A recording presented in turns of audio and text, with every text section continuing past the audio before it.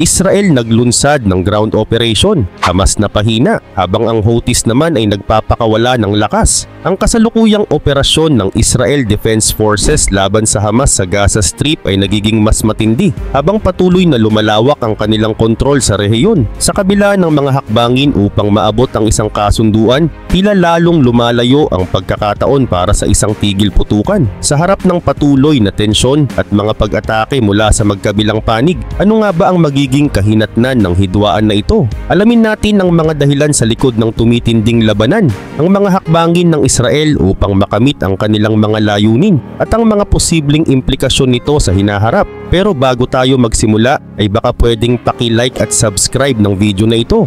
Malaking tulong at bagay na ito sa aming mga content creators. Maraming salamat po. Kaya naman simulan na natin.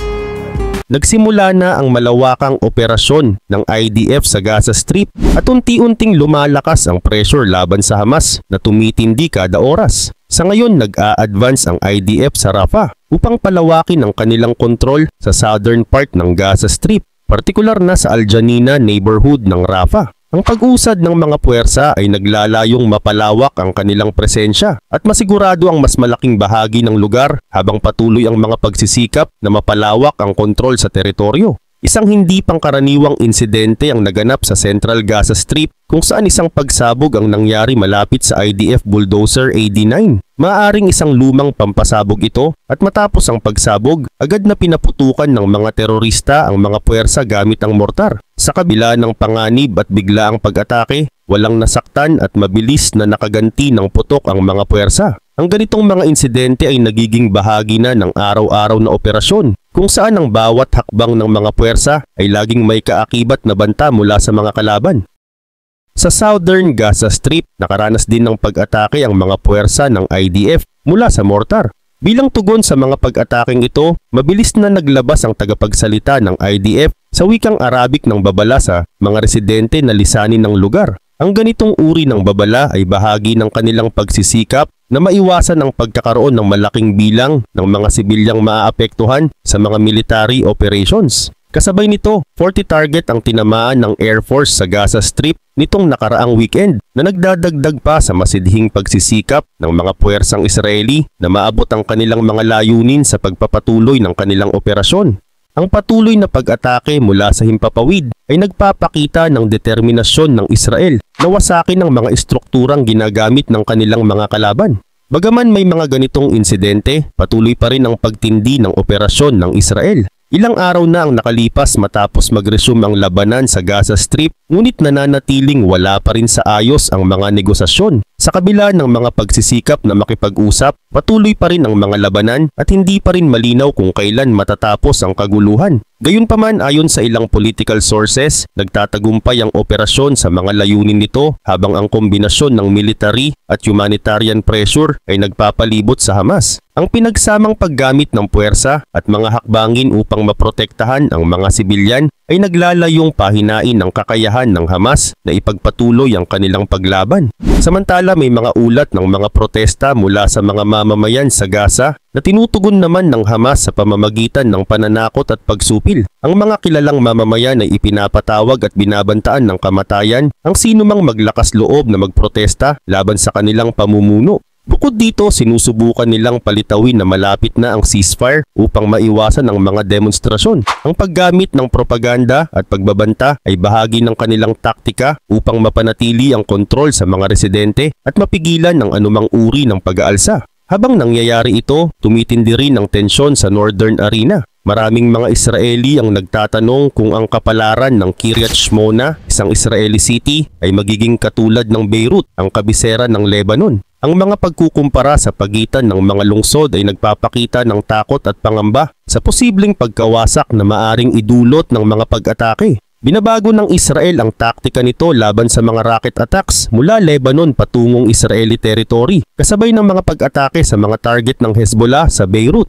May suporta din ito mula sa Amerika, pati na rin ang mga bagong parusa laban sa Hezbollah. Ang pakikipagtulungan ng Israel at Amerika sa mga hakbangin laban sa Hezbollah ay nagpapakita ng masidhing determinasyon na mapigilan ang mga pag-atake at mapanatili ang seguridad ng rehiyon. Ayon sa isang source na malapit sa Hezbollah, hindi pa tumutugon ang grupo sa mga naunang pag-atake ng Israel sa Beirut nitong nakaraang 4 na buwan. Subalit matapos ipagpaliban ng isang talumpati noong Biyernes, nagsalita si Hezbollah Secretary General Naim Qassem para sa Quds Day, kung saan nagbigay siya ng mga banta laban sa Israel, ngunit iginiit na nananatili silang committed sa ceasefire agreement. Sa kanyang talumpati, sinabi niyang nilabag ng Israel ang mga pulang linya at hinihikayat niya ang Lebanese state na kumilos laban sa mga pag-atake sa kanilang teritoryo.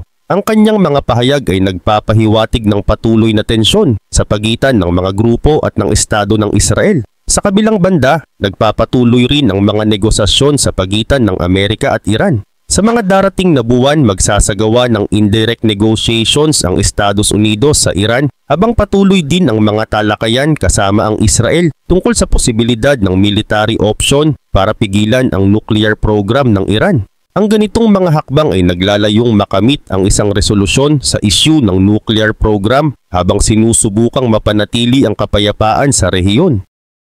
Kasabay nito, tumitindi rin ang kampanya ng Amerika laban sa Houthi rebels sa Yemen. Ayon kay Pangulong Donald Trump, humiling na umano ang Houthis ng pansamantalang tigil putukan matapos ang halos 2 linggong walang tigil na mga pag-atake. Ngunit sa kabila nito, patuloy pa rin ang mga Houthis sa pagbabanta sa global shipping at pag-atake ng ballistic missiles laban sa Israel, kabilang ang isang missile attack ngayong umaga. Habang nagpapatuloy ang mga kaganapan, ang Hamas ay patuloy pa rin sa kanilang psychological warfare laban sa Israel. Ipinapakita ng teroristang grupo na bukas sila sa ceasefire proposal kapalit ng pagpapalaya ng mga bihag. Isang bagong video din ang inilabas ng Hamas na nagpapakita ng kalagayan ng isang bihag, pati na rin ang impormasyon tungkol sa medical condition ng isa pang bihag na si Idan Alexander. Sa loob ng huling 24 hours ay inanunsyo ng IDF at Shin Bet na natagpuan nila ang ilang labi ng isa pang bihag na si Minim Gedal. Gayun din, noong Sabado ng gabi, sinimulan ng Israel Defense Forces o IDF ang isang ground operation sa Al Janina neighborhood sa Rafah na matatagpuan sa katimugang bahagi ng Gaza Strip. Ang pangunahing layunin ng operasyong ito ay palawakin ang seguridad sa rehiyon, partikular na sa Southern Gaza. Sa pagsasagawa ng operasyong ito, matagumpay na winasak ng mga puwersa ng IDF ang iba't ibang infrastruktura na nauugnay sa Hamas. Bukod pa rito, kanilang na-neutralize ang isang grupo na responsable sa pagpapaputok ng mortar patungo sa teritoryo ng Israel. Habang patuloy na nagtatagumpay ang mga operasyong isinasagawa ng IDF, nagkakaroon ng mas malawak na saklaw ang kanilang operasyon sa buong rehiyon ng Gaza, partikular na sa mga lugar na pinaghihinalaang pinagmumulan ng mga banta mula sa mga teroristang grupo. Ang mga operasyong ito ay inilulunsad upang makamit ang isang mas malawak na layunin ng seguridad at kapayapaan sa rehiyon. Habang nagpapatuloy ang operasyon ng IDF sa iba't ibang bahagi ng Gaza Strip, patuloy nilang pinalalawak ang sakop ng kanilang puwersa. Gayunpaman, hindi pa nila sinisimulan ang malakihang operasyon sa loob mismo ng mga makakapal na lugar ng Gaza. Sa kasalukuyan, ang kanilang mga operasyon ay nakatuon pa lamang sa mga gilid ng mga tirahang lugar. Patuloy na nagtatagumpay ang IDF sa kanilang mga operasyon, ngunit nag-iingat din sila na hindi masyadong makipagsagupa sa mga lugar na may mataas na concentration ng sibilyan upang maiwasan ang hindi kinakailangang pinsala o pagkawala ng buhay. Samantala nitong weekend, isinagawa ng Israeli Air Force ang pag-target sa 40 lokasyon sa Gaza. Kabilang sa mga tinarget ay ang mga rocket launcher, mga gusali na pinaniniwalaang kuta ng Hamas at mga pinuno ng teroristang grupo. Ang mga pag-ataking ito ay bahagi ng isang mas malawak na kampanya upang pahinain ang kapasidad ng Hamas at ang kanilang kakayahan na makapagpadala ng mga pag-atake patungo sa teritoryo ng Israel. Sa kabilang dako, may mga naiulat na pag-atake rin sa mga puwersa ng IDF sa loob ng Gaza Strip. Ayon sa tagapagsalita ng IDF, 3 mortar shell ang pinaputok sa tropa ng IDF na nasa labas ng Khan Yunis nitong weekend, ngunit walang nasugatan sa insidenteng ito. Bukod pa rito, isang D9 heavy bulldozer ang nasabugan ng mina sa naturang lugar, subalit wala namang naiulat na nasaktan sa pangyayaring ito. Ang mga ganitong klase ng pag-atake ay nagpapakita ng patuloy na panganib na kinakaharap ng IDF habang isinasagawa ang kanilang mga operasyon sa rehiyon. Bilang tugon sa mga insidenteng ito, naglabas ng babala sa Arabic si Colonel Aryeh Deri, tagapagsalita ng IDF sa mga residente ng Gaza. Inabisuhan silang lumikas patungong kanluran papunta sa mga ligtas na lugar. Ang babalang ito ay bahagi ng isang masusing hakbang upang maiwasan ang hindi kinakailangang pagkakasangkot ng mga sibilyan sa patuloy na sagupaan. Samantala, sa usapin ng negosasyon ukol sa pagpapalaya ng mga bihag, nabigo ang mga pagsubok na magpatuloy ang mga pag-uusap.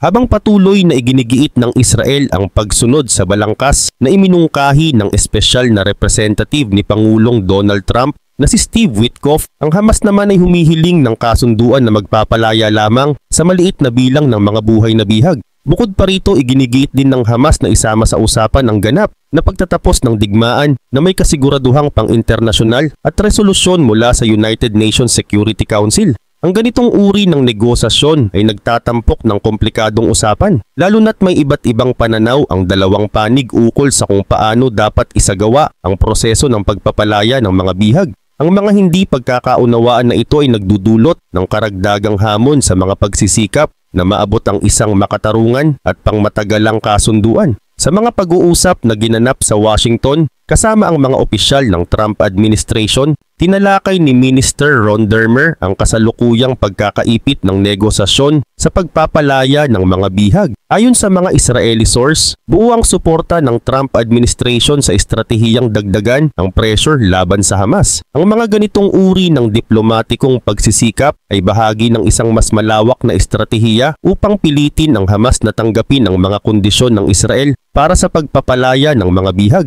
Ang mga hakbang na ito ay itinuturing na kritikal upang matiyak ang seguridad ng mga bihag at upang maabot ang isang kasunduan na may mahabang panahong epekto. Ang unang yugto ng operasyon na nagsimula noong March 18 ay kinabibilangan ng mga aerial strike laban sa mga target ng Hamas at mga tiyak na ground raid. Ayon sa tagapagsalita ng IDF sa Air Force, higit sa 430 target ang naatake simula nang magsimula ang operasyon. Ang pangunahing layunin ng IDF sa Gaza ay pahinain ang mga terorista ng Hamas, alisin ang mga pinuno ng grupo at tuluyang wasakin ang pamamahala nito sa Gaza. Ang mga hakbang na ito ay bahagi ng isang mas malawak na estratehiya upang ganap na alisin ang banta na dulot ng Hamas at upang matiyak ang kaligtasan ng mga mamamayan ng Israel.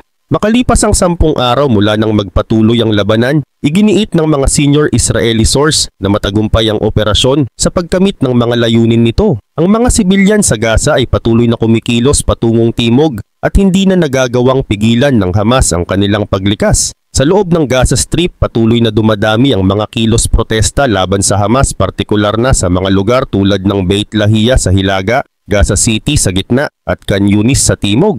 Ayon sa Israeli intelligence, kabaligtaran ito ng inaasahan ng Hamas dahil sa halip na manatili ang mga tao, mas lalong nagtitipon sa timog kung saan matindi ang kakulangan ng pagkain at malinis na inuming tubig. Bilang tugon sa mga protestang ito, nagsasagawa ang Hamas ng mga operasyon upang supilin ng mga protesta sa pamamagitan ng pagbabanta, panggigipit at pag-atake sa mga nagpoprotesta. Iniulat ng media na 6 na Palestinian ang pinatay dahil sa di umano'y pakikipagtulungan sa Israel. Sinusubukan din ng Hamas na ipalabas na malapit na ang tigil putukan upang pahupain ang mga protesta na nagkaroon ng kaunting tagumpay dahil simula Biyernes, wala nang naiulat na bagong kilos protesta sa Gaza Strip.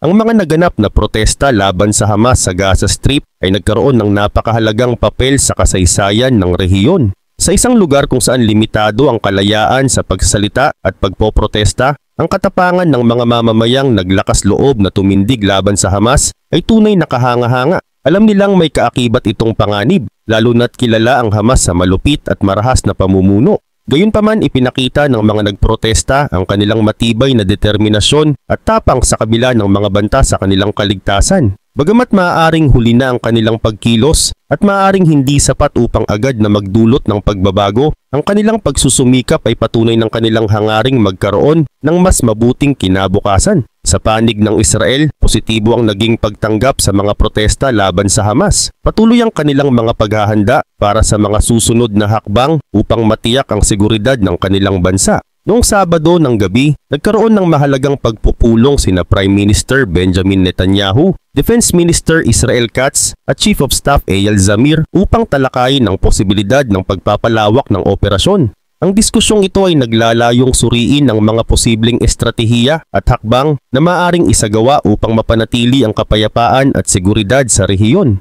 Bukod dito, noong Linggo, Muling tinalakay ang usaping ito sa Security Cabinet upang makuha ang mas malawak na perspective at opinyon ng iba pang mga opisyal. Samantala, nagkaroon naman ng pagbabago sa patakaran ng Israel sa pagtugon sa mga rocket launchers mula sa Lebanon patungo sa teritoryo ng Israel. Nitong nakaraang linggo, 2 insidente ang naitala kung saan may mga rocket na pinakawalan mula sa southern Lebanon patungo sa teritoryo ng Israel. Bilang tugon, noong Sabado, isinagawa ng Israeli Air Force ang isang malawakang operasyon kung saan inatake nila ang mahigit 20 target ng Hezbollah sa southern Lebanon at sa Dahiya quarter ng Beirut. Ang hakbang na ito ay nagpapakita ng determinasyon ng Israel na protektahan ang kanilang teritoryo at mamamayan mula sa anumang banta.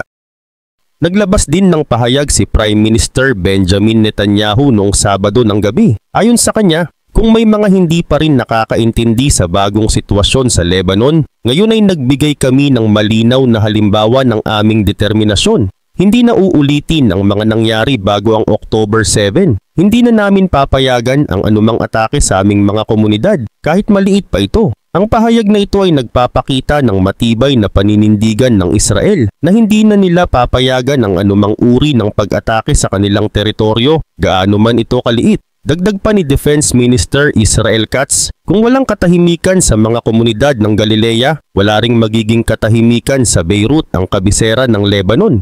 Ipinapahiwatig nito na kung patuloy ang kaguluhan sa bahagi ng Israel, hindi rin nila hahayaang magkaroon ng kapayapaan sa mga lugar na pinagmumulan ng banta. Ito ay isang malinaw na mensahe sa mga grupong nagtatangkang guluhin ang kapayapaan sa rehiyon. Samantala, ayon sa isang mataas na opisyal ng Hezbollah na nakausap ng Al Mayadin Channel, nananatili raw ang kanilang commitment sa ceasefire agreement at wala silang kinalaman sa mga pag-atake mula southern Lebanon patungo sa Kafr Kila area. Sinasabi ng source na ang mga insidenteng iyon ay tila nagagamit lamang bilang dahilan para magpatuloy ang pag-atake ng Israel sa Lebanon. Gayunpaman, hindi pa rin tiyak ng Israeli intelligence kung sino ang tunay na responsable sa mga pinakahuling rocket attacks laban sa Israel.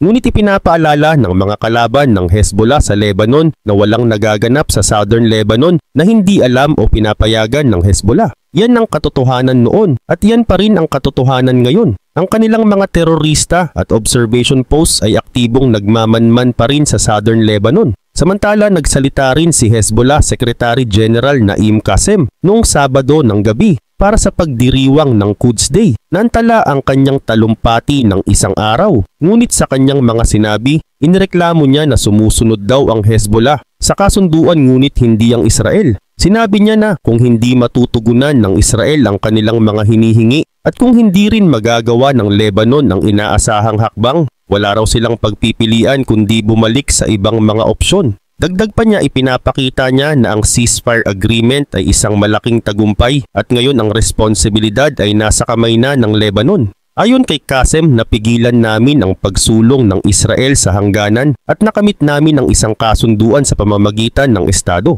Ngayon dapat kumilos ang Lebanon upang tapusin ang okupasyon at pigilan ng Israel sa pagkamit ng mga political gains. Nitong March 24, 2025 ay isang trahedya ang naganap sa Hatib Junction sa hilagang bahagi ng Israel. Isang terrorist attack ang nagresulta sa malubhang pagkasugat ng isang 20 years old na sundalong IDF. Mabilis na rumesponde ang mga tauhan ng Magen David Adom at dumating sila sa lugar sa loob lamang ng ilang minuto. Hindi sila nag-aksaya ng oras at agad na binigyan ng pangunang lunas ang sundalong sugatan bago siya ligtas na nadala sa Rambam Hospital sa Israel. Dahil sa kanilang maagap at mabisang aksyon, naligtas ang buhay ng sundalo. Ang insidenteng ito ay muling nagpapaalala kung gaano kahalaga ang mabilis na pagtugon at professionalism ng Magen David Adom sa mga oras ng panganib. Hindi alintana kung gaano kalala ang sitwasyon o kung anong oras nagaganap ang isang insidente, ang kanilang mga tauhan ay palaging handang rumesponde. Ang dedikasyon nila ay patunay ng kanilang layunin na magligtas ng buhay sa kabila ng mga panganib at hamon na kanilang kinakaharap.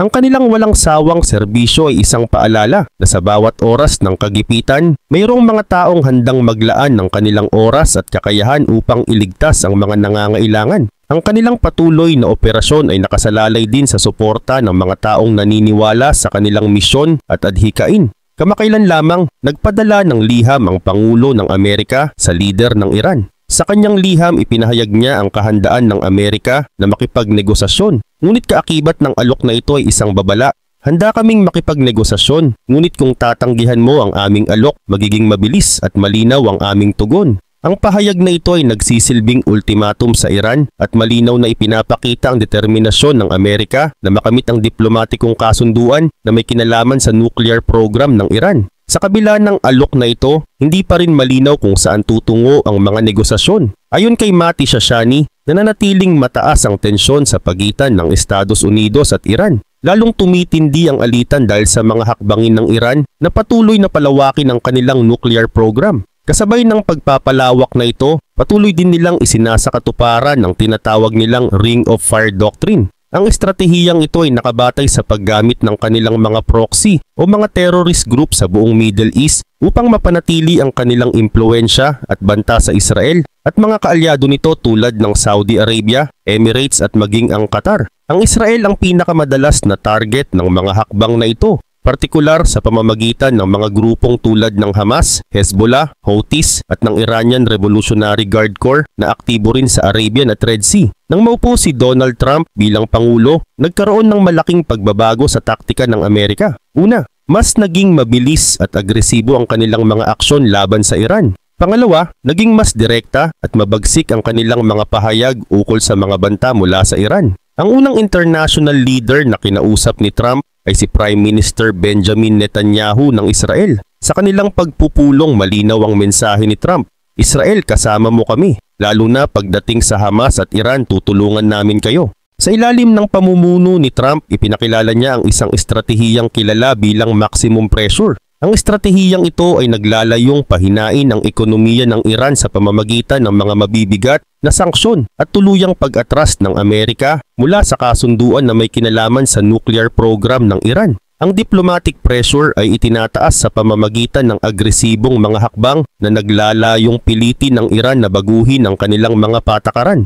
Sa kabila ng matinding pagtutol ng Iran, epektibo ang naging mga hakbang na ito. Maraming sektor ng kanilang ekonomiya ang naapektuhan. At kahit paman hindi ganap na nagtagumpay ang Amerika sa kanilang mga layunin, hindi may kakaila ang laki ng naging epekto ng mga hakbang na ito sa gobyerno ng Iran. Ngunit sa kasalukuyang sitwasyon, bahagyang nagbago ang estratehiya ng Amerika at ng Israel. Sa kanyang unang termino, sinabi ni Trump na maximum pressure ang kanyang gagamitin, hindi lamang sa diplomasya at mga sanksyon, kundi pati na rin sa military option. Hindi ito isang pahayag na walang laman. Sinundan ito ng konkretong aksyon na nagpakita ng determinasyon ng Amerika sa kanilang mga ipinahayag. Mula nang maupo si Trump, agad na nagpadala ang Amerika ng malalaking puwersa patungo sa Iran. Kabilang dito ang maraming barko, sasakyang panghimpapawid at mga B-2 strategic bombers na ipinadala sa rehiyon. Ang hakbang na ito ay isang malinaw na mensahe sa Iran na ang Amerika ay seryoso sa kanilang mga banta at handang gamitin ang kanilang mga kagamitan upang protektahan ang kanilang interes at ang kanilang mga kaalyado.